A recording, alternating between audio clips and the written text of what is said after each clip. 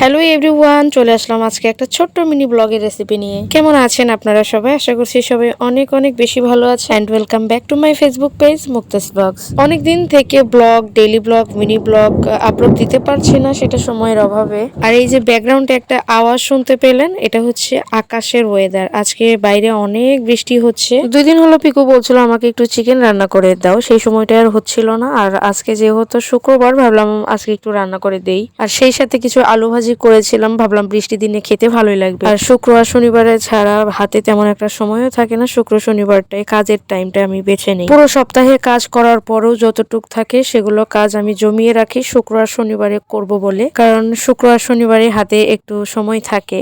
আর আজকে চিকেনটা রান্না করতেছি কিন্তু দেশি মোরগের, কারণ আমার ভাসুর কিন্তু অনেক মোরগ পালে, সেখান থেকে একটা মোরগ বের করে দিয়েছিল।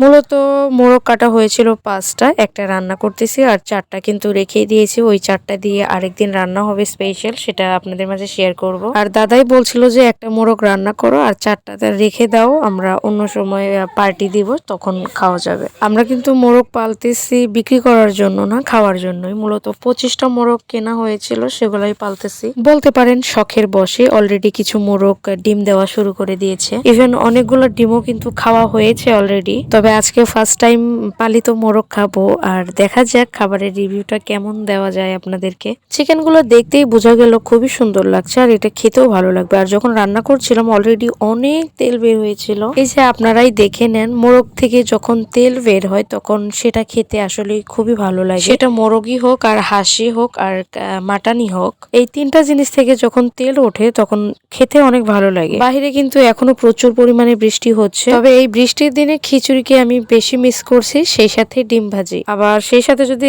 বেগুন ভাজিও হয়, বাহ, পুরো জমে যায় সেই খাবারটা। যাই হোক, কথা বলতে বলতে কিন্তু আমার রান্না অলমোস্ট শেষ হয়ে গেল। এখন নামিয়ে নিব। আর পিকু বলছিল খিদা লেগেছে, তাকে খেতে দিতে হবে, তো আমি এখন পিকুকে খেতে দিব।